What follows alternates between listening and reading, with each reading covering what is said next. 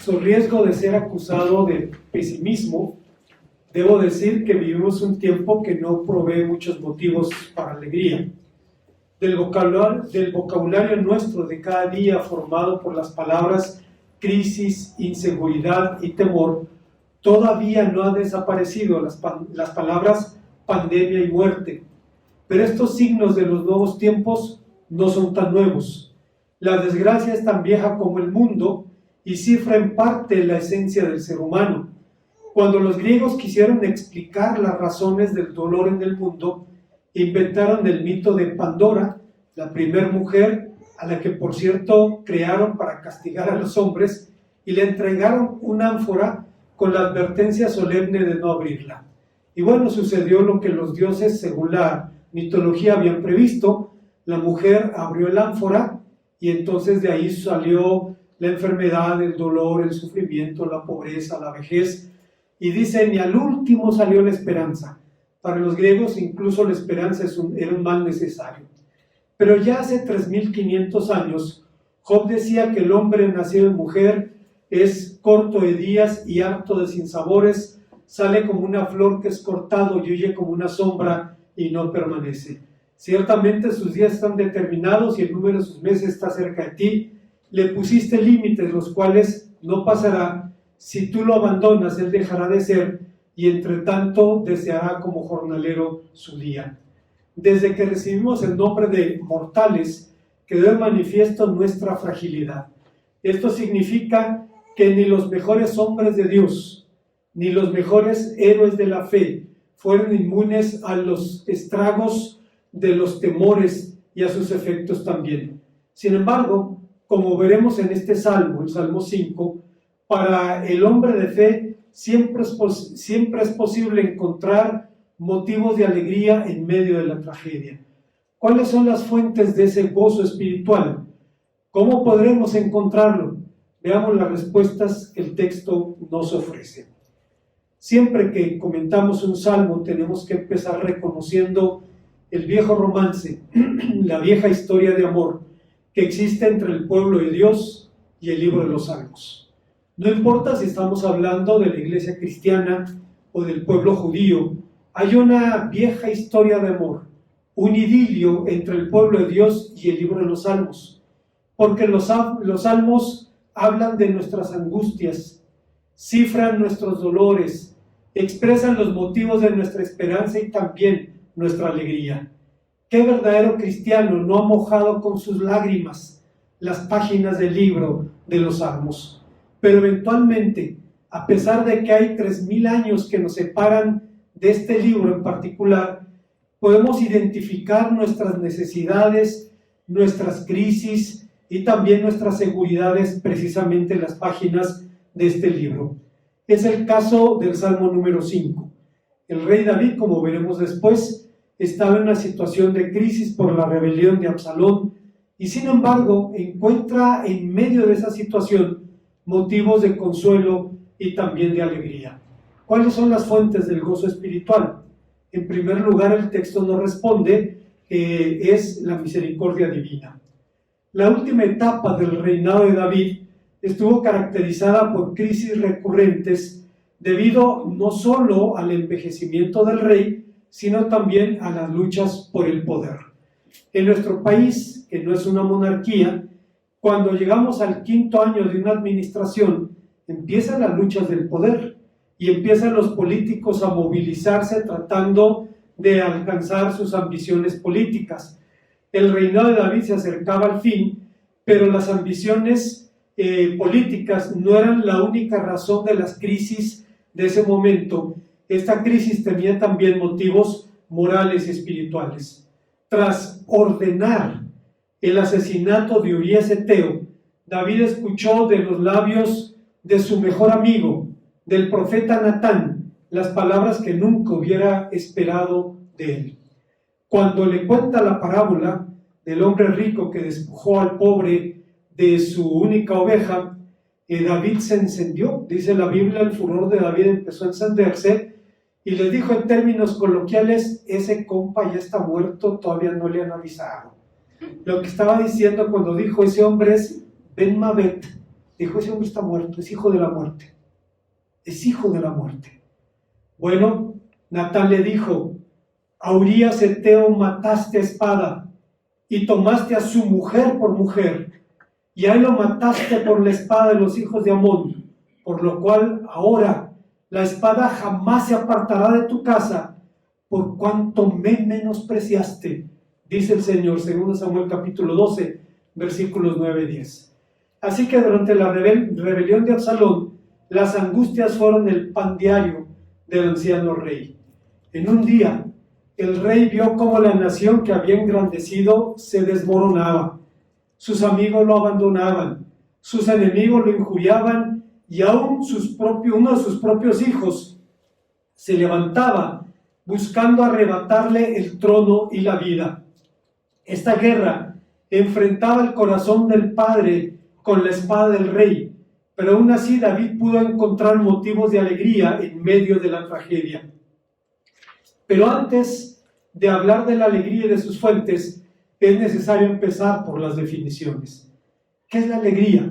De manera muy general, gozo se entiende como un sentimiento grato y vivo que en la Biblia se manifiesta con signos externos como gritos, aplausos, saltos, música, etc. Podría tener los más variados motivos: la victoria en la guerra, una abundante cosecha, el matrimonio, diversas festividades, etc. Sin embargo, el pueblo de Dios ha aprendido a encontrar en Dios, en Él, y no en las circunstancias o en las cosas, la alegría, porque Él siempre será el motivo de la alegría de su pueblo. En el mundo la alegría se basa en las circunstancias y en las cosas. Si tiene lo que necesita o más de lo que necesita y todo le va bien, es saludable, entonces tiene alegría. Pero cuando esas cosas desaparecen, el pueblo de Dios debe buscar su gozo en otro lado y encuentra que la única fuente segura de nuestra alegría es Dios, y son sus promesas y su poder también. Tan importante era el gozo que existen 10 palabras hebreas para hablar de él. Cuando un concepto es importante en una cultura, hay un vocabulario abundante para describirlo. Un grupo de ustedes estuvo ayer en Michoacán, lugar que significa tierra de pescado, y efectivamente Michi es el nombre purépecha para el pescado. Hay 40 palabras en purépecha para describir las partes de un pescado, porque era un elemento tan importante que su tierra se llamaba así, la tierra del pescado. Entonces, cuando en una cultura un asunto es importante, hay todo un glosario para describirlo. Pero ¿por qué un pueblo azotado por la guerra, por el infortunio, por las circunstancias adversas, desarrolló un vocabulario de 10 palabras para hablar de la alegría? Precisamente porque se convirtió en un motivo de esperanza y en un anhelo también. Sin embargo, a David le resultaba tan dolorosa la traición que escribió o describió con 7 adjetivos el carácter de sus enemigos. Decía que ellos eran malos, malvados, insensatos, mentirosos, malhechores, sanguinarios y traidores. Esta imagen, sumada a las circunstancias del Salmo, explica las angustias del rey y justifica también los motivos de su oración. Pero afortunadamente, mientras David confesaba sus angustias, identificó también la primer fuente de su gozo, y era la bendición de la misericordia divina.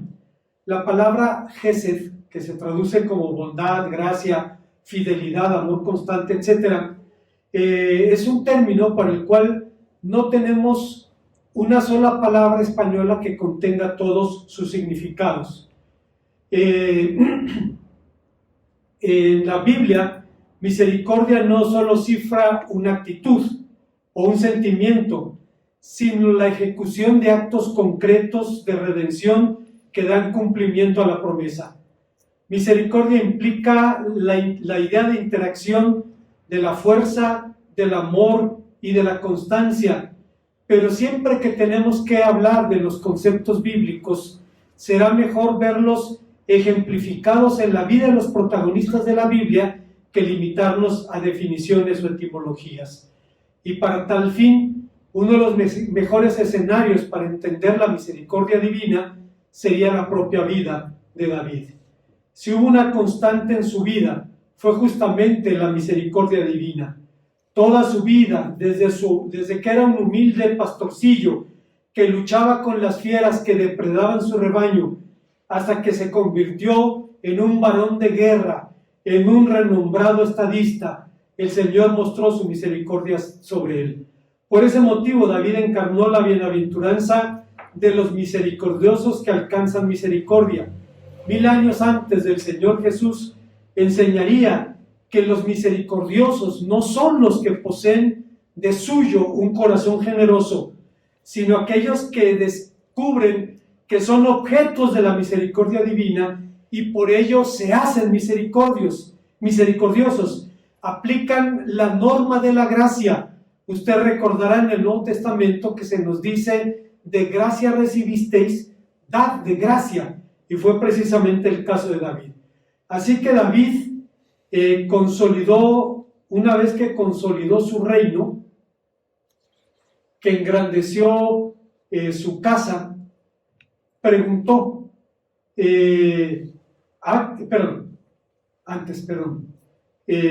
una vez que David consolidó su reino, obtuvo la victoria sobre Absalón, preguntó: ¿ha quedado alguno de la casa de Saúl a quien yo haga misericordia por amor a Jonatán?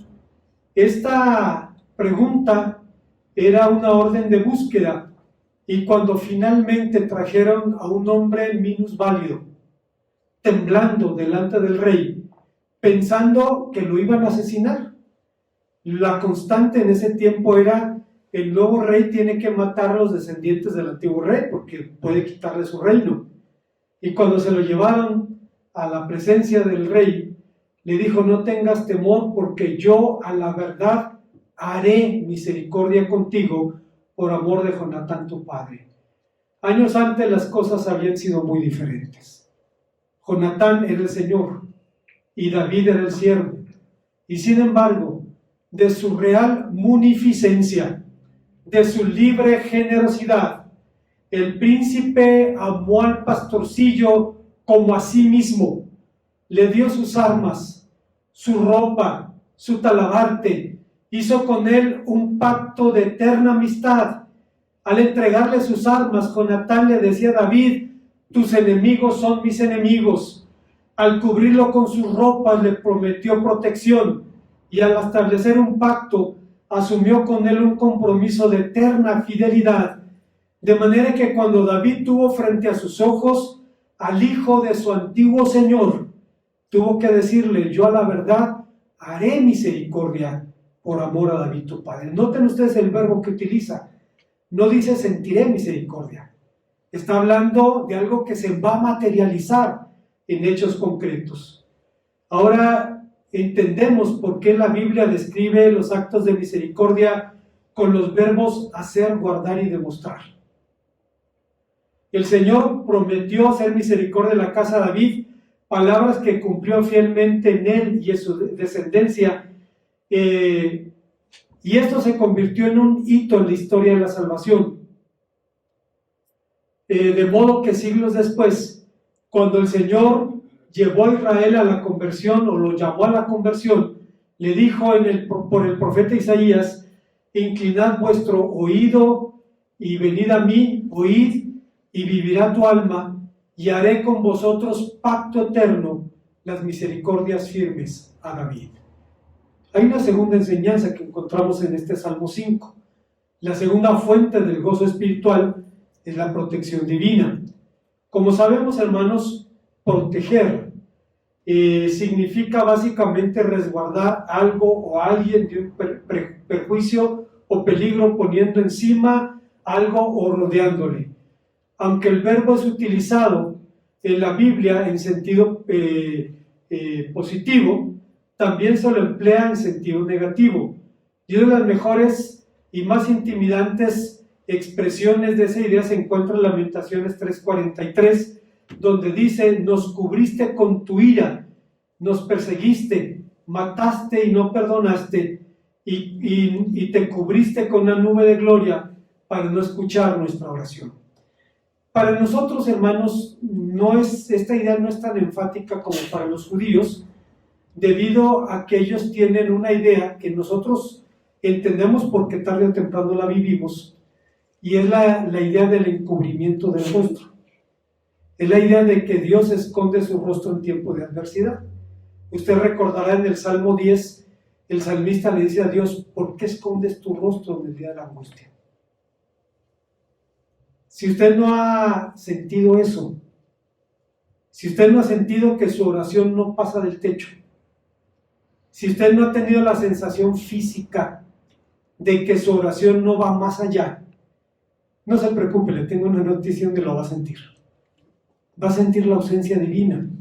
Los judíos le llaman Hester Panim, el ocultamiento del rostro, hasta que descubrimos la razón por la que Dios actuó así. El profeta Isaías dice: verdaderamente tú eres un Dios que te encubres, un Dios que te encubres y salvas. Dios esconde su rostro antes de manifestar su salvación, antes de ver su respuesta. Mi hermano Santiago decía hace un momento, dice: bueno, hice un trato comercial, se llevaron el anticipo y yo perdí la esperanza. Cuando perdí la esperanza de recuperar, me llamaron, me dijeron, bueno, vamos a ponernos de acuerdo cómo hacerle su trabajo. Parece que Dios no escuchaba y de pronto manifiesta su respuesta. Bueno, hermanos, hay una segunda idea, como decíamos, y tiene que ver con la idea de la protección divina. Si usted recuerda, en los Salmos esta idea se expresa también en manera positiva. El salmista dice: con sus plumas te cubrirá y debajo de sus alas estará seguro, Salmo 91:4. Y en el Salmo 140 David pregunta: soberano Señor, soberano Señor, tú pusiste a cubierto mi cabeza en el día de la batalla.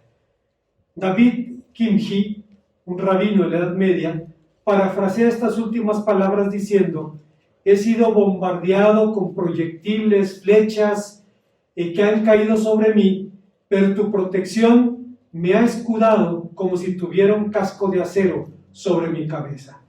Efectivamente, la azarosa vida de David estuvo colmada de rivalidades, acechanzas y conflictos.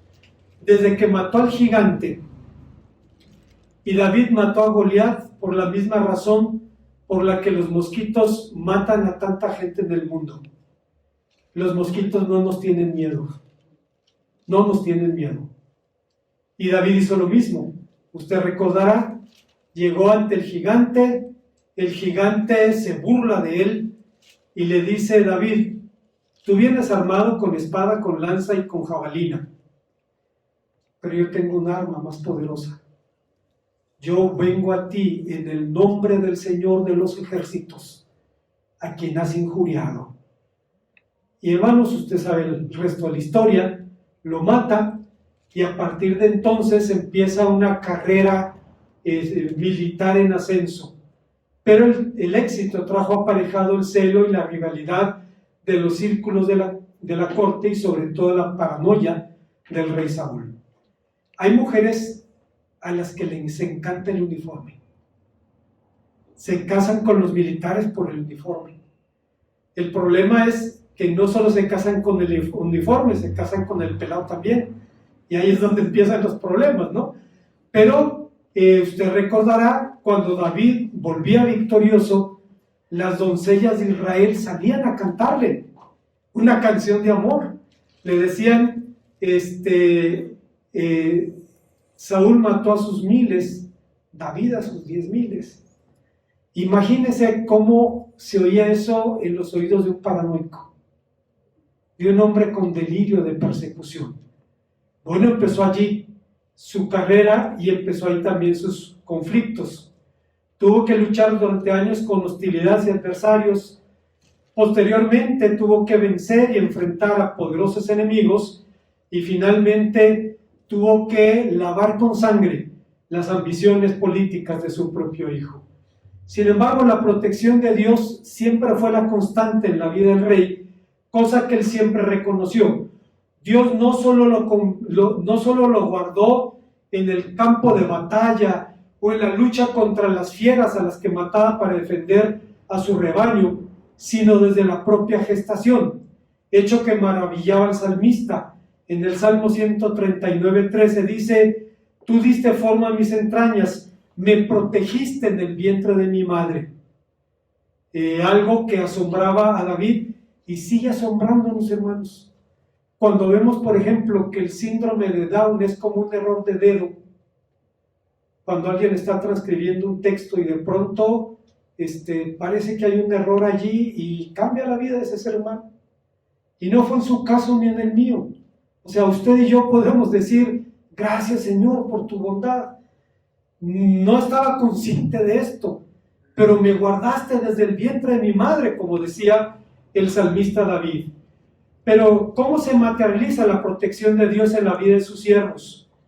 Si estamos hablando de la vida de David, no se trata solamente de hablar de asuntos biográficos o bibliográficos, sino cómo se materializa en la vida de los hombres de fe. Lo hace de varias maneras.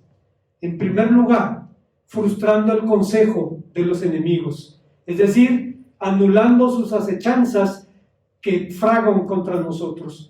Y fue lo que ocurrió cuando, dice la palabra de Dios, Absalón entró a la ciudad de Jerusalén, que era una de las ciudades más seguras de la antigüedad, en esa zona del mundo.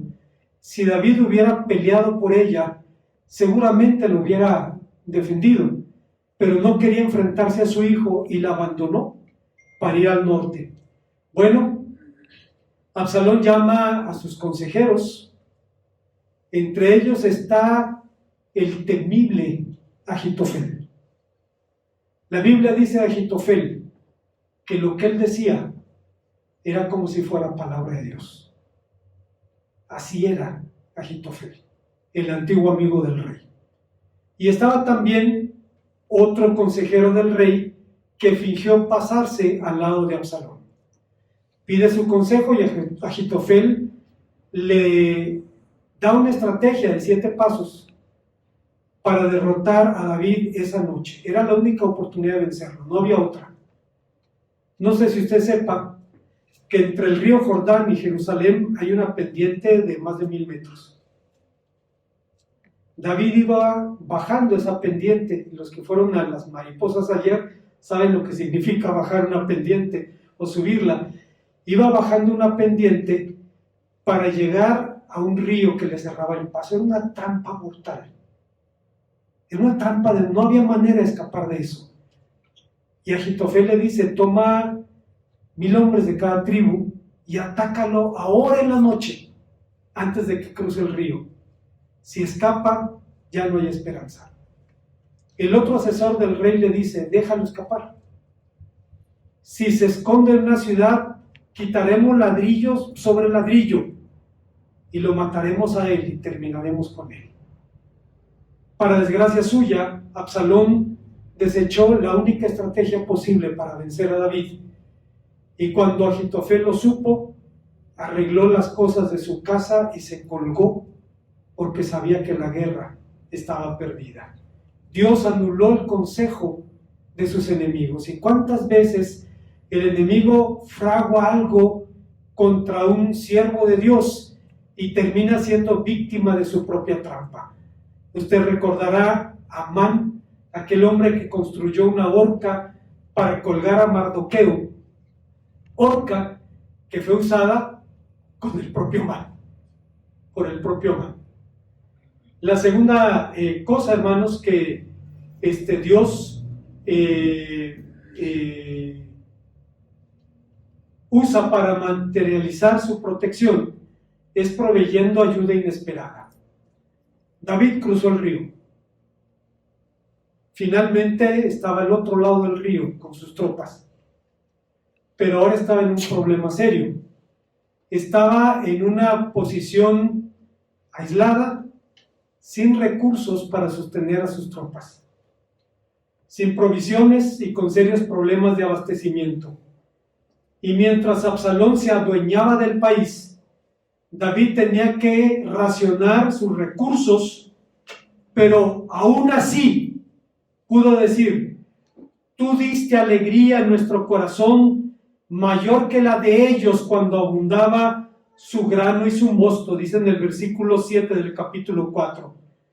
Y justo en ese momento el Señor abrió su mano.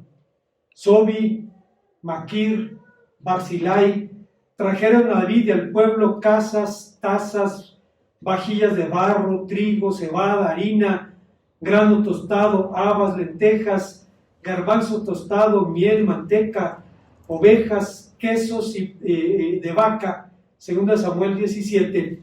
Y la protección divina se materializó de esa manera en una provisión inesperada. Ricos hacendados e incluso un rey extranjero dio provisiones a David para prepararse para la batalla. Finalmente, hermanos, la protección de Dios se materializó también en su propia intervención directa. Dice la palabra de Dios que cuando los hombres de David pusieron emboscadas en el bosque de Efraín, los hombres de Absalón, que eran novatos muy optimistas, tontos con iniciativa, se lanzaron a las emboscadas y dice la Biblia fue una masacre. Cayeron 20,000 hombres, pero dice el texto, más fueron los que cayeron por el bosque que los que cayeron por la espada. Seguramente se despeñaron, seguramente cayeron en trampas como tontos y fue una catástrofe total. Sintomáticamente, el sustantivo hebreo que nuestra versión traduce como victoria es la palabra hebrea teshua, que significa salvación. Si usted recuerda, cuando terminó la batalla y llegó un corredor etíope a darle la noticia al rey de la victoria, le dice: reciba nuevas, mi señor el rey, que hoy el Señor te ha dado la victoria, te ha salvado contra los que levantaron su mano contra ti. Hay una tercera y última enseñanza en este pasaje. Estamos hablando de las fuentes del gozo espiritual y la tercera fuente es el gozo divino.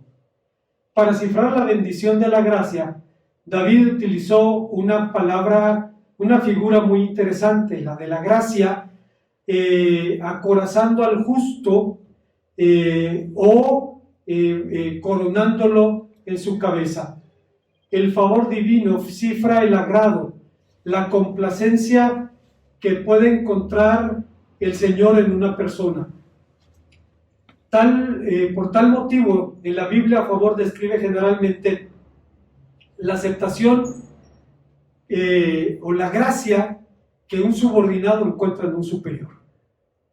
Si usted recuerda, cuando David llegó al ejército de Israel, dice la Biblia que halló gracia ante los ojos de Jonatán. No había nada en común, salvo su fe y su pueblo. Fuera de allí no había nada que los equiparara.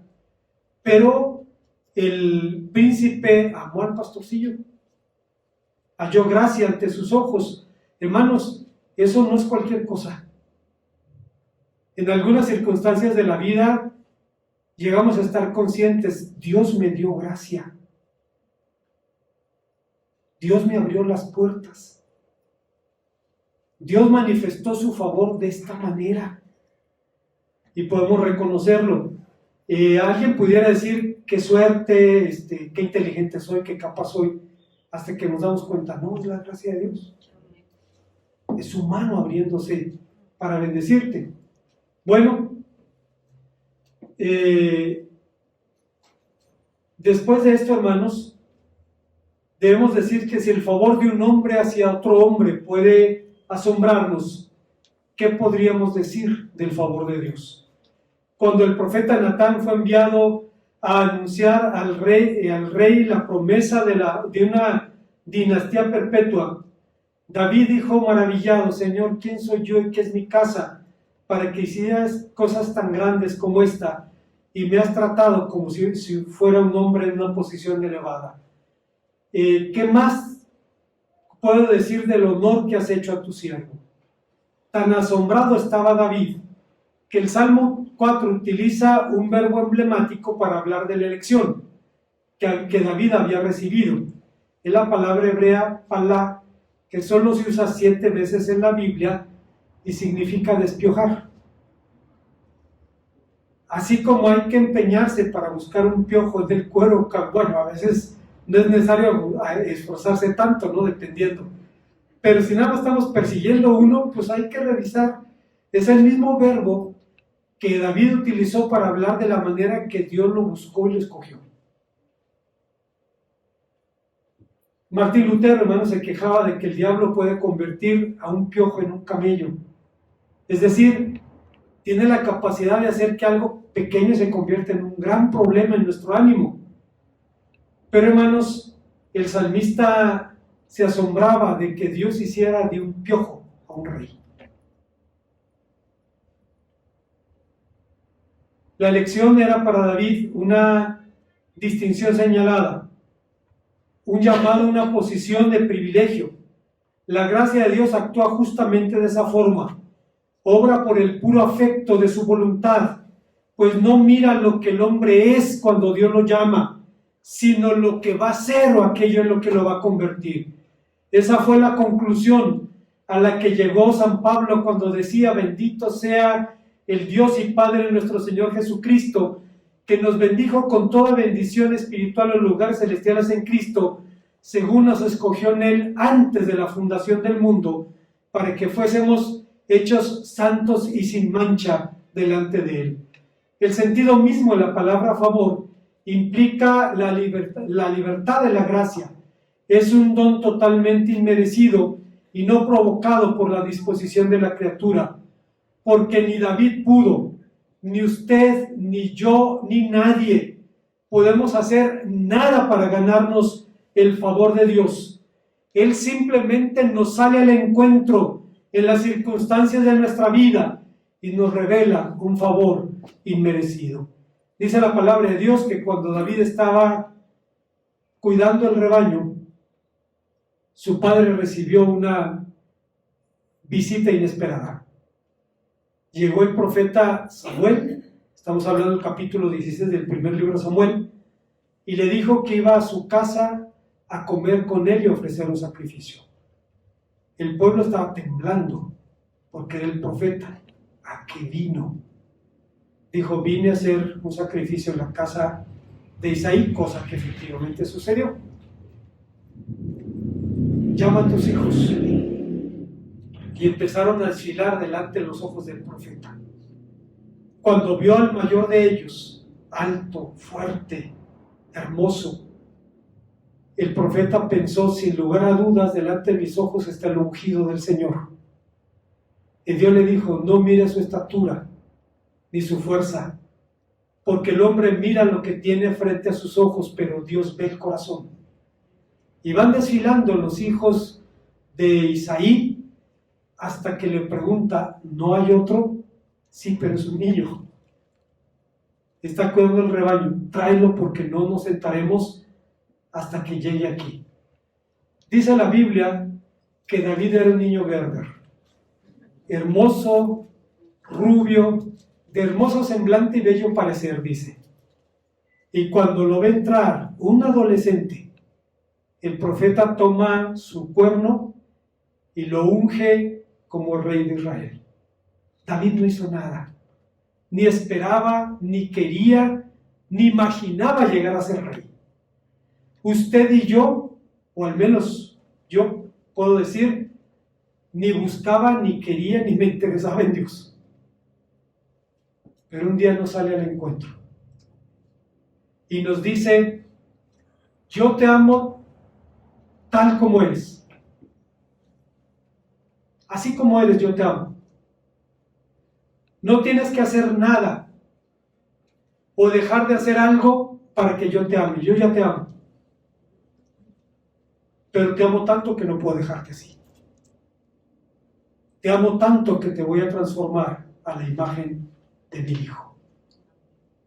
Como conclusión, el Salmo 5 fue escrito en el marco de la más grande tribulación que vivió el rey David. Pero David no fue el único hombre en la Biblia que tuvo que responder al sufrimiento. De hecho, las razones por las que la Biblia es el libro más vendido de todos los tiempos es porque habla de hombres de carne y hueso. Y sus vulnerabilidades son idénticas a las nuestras. En las Escrituras hay un libro que intenta responder a los problemas del sufrimiento, especialmente los problemas del sufrimiento del justo, y es el libro de Job. El mensaje de este libro nos lleva a 3 conclusiones y debemos aprenderlas. Entre más pronto lo hagamos, será mejor para nosotros. Primero, Dios merece ser amado al margen de las bendiciones que nos conceda. Si son muchas o si son pocas, no deben condicionar nuestro amor hacia Él. 2. Dios puede permitir el sufrimiento como un medio para nuestro crecimiento, para la purificación del alma y ejercitar la piedad también. Y 3. Los pensamientos y los caminos de Dios son radicalmente distintos a los nuestros. Se mueven en otra esfera y en otra dimensión.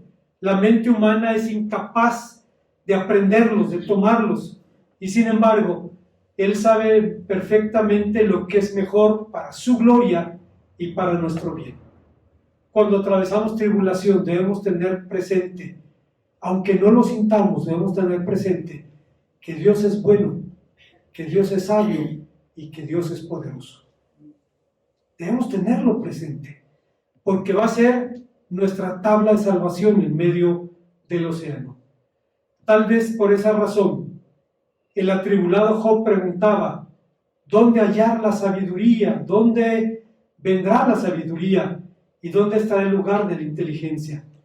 Si un hombre atribulado como Job preguntaba por las fuentes de la sabiduría, pues tarde o temprano usted y yo buscaremos en la vasta geografía de las páginas de la Biblia las fuentes del gozo, las fuentes de la alegría. Pero no la buscaremos por ocio o por curiosidad intelectual. Lo haremos en la hora de la prueba, cuando el gozo y la paz se conviertan en un asunto de vida o muerte. Karl Barth denominó a esta clase de gozo el obstinado sin embargo, porque a pesar de las circunstancias, al hombre de fe siempre le será posible encontrar consuelo, esperanza y alegría en su Dios. Y tendrá que ser así, porque el gozo cristiano surge del sí de Dios a la existencia rota del hombre que vive en el pecado, las angustias, el egoísmo y las garras de la muerte. David pudiera entonces decir, como el profeta Jeremías, yo soy el hombre que ha visto la aflicción bajo el látigo de su enojo. Pero fue justamente en la tribulación que el rey identificó 3 fuentes del gozo espiritual: la bendición de la misericordia divina, la bendición de la protección divina y la bendición de la gracia divina. ¿Cómo se puede llegar a ellas? ¿Cómo podemos llegar a esas fuentes? David responde, en tu presencia y plenitud de gozo, delicias a tu diestra para siempre. Esas fuentes se encuentran en la comunión con Dios y están al alcance de cualquier buscador sincero. Una vez más, hermanos, no quiero parecer pesimista, pero vivimos tiempos que no proveen muchos motivos de alegría. Súmele usted los males personales, físicos o morales. No hay muchos motivos de alegría. ¿Dónde podemos encontrar las fuentes de ese gozo? David dice, en tu presencia. En la presencia de Dios. Entonces las fuentes de ese gozo están al alcance de cualquier buscador sincero. Oremos al Señor. Gracias te damos, Padre Santo, una vez más, porque nos permites venir a tu palabra y encontrar en ella, Señor, motivos de consuelo y aún de alegría en medio de la adversidad. Te bendecimos por esto, en Cristo Jesús. Amén.